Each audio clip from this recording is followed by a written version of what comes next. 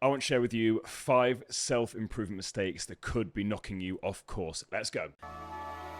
Welcome to the Prime Life Project podcast, a place to help you unlock your full potential, both mentally and physically, to become the best version of you.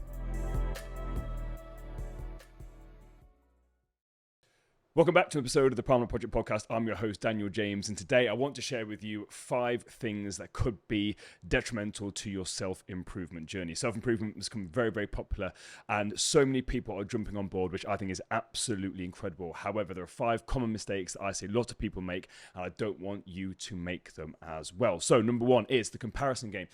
When we start off on this journey of self-discovery, it's very, very easy to compare your journey to other people. You start to see other people have just started out and you see them making amazing progress, amazing results, and you start to question yourself. You start to question if you're doing something wrong. You start to question if you're doing things optimally. What's the next thing? Stop playing the comparison game. Self-improvement. It's the improvement of yourself. It's not about other people. It's not about anything else other than you on your journey. Number 2, not knowing specifically what areas you want to improve. So again, self-improvement. What areas are you actually looking to improve? Because you can't improve everything all at once. What's one specific area that you want to improve? Is it your relationships? Is it your communication? Is it your finances?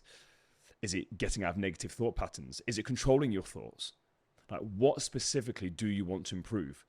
Because again, if you don't know what area you're trying to improve, you're not going to improve anything, because you're going to go from one thing to the next.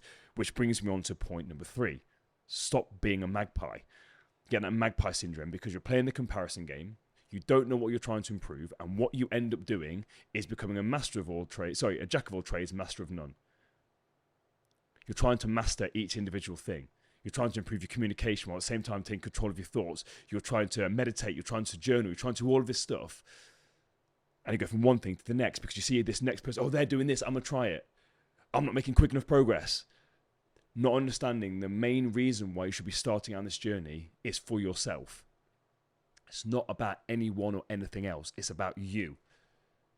And the more we can go back to that, the quicker you're going to get results. Number 4, listening to the wrong people. On this journey, there's so many people that will claim to have the thing. There is no right or wrong way to do this. There are so many different ways to improve. So if someone says to you they've got the thing, they're wrong. Because there is no one thing. There may be something that worked for them, but that doesn't necessarily mean it's going to work for you. If you've met one person with depression, you've met one person with depression.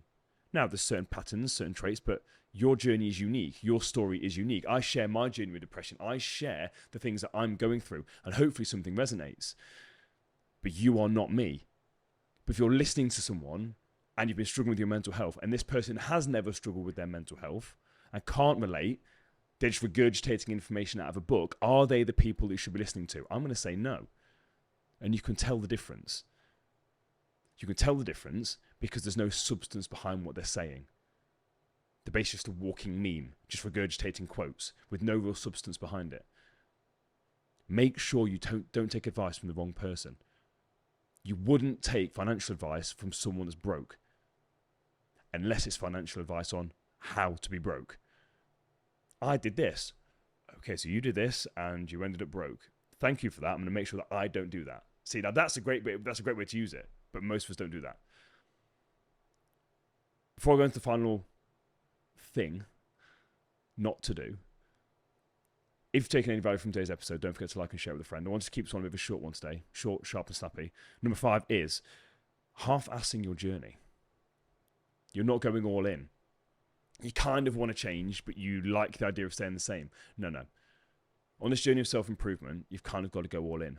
Commit to yourself, because the reason why you're getting frustrated, the reason why you're not getting the progress that you want, the reason why potentially looking for the next thing, why you're comparing yourself, the reason why you're struggling, is because you're not fully committing.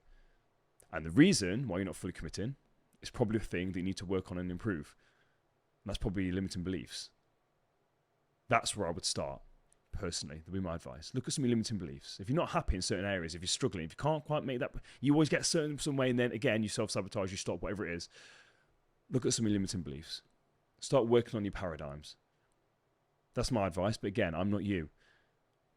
But I guarantee you've got some bad habits, got some real negative self-talk, Work on that first. Work on where that's come from.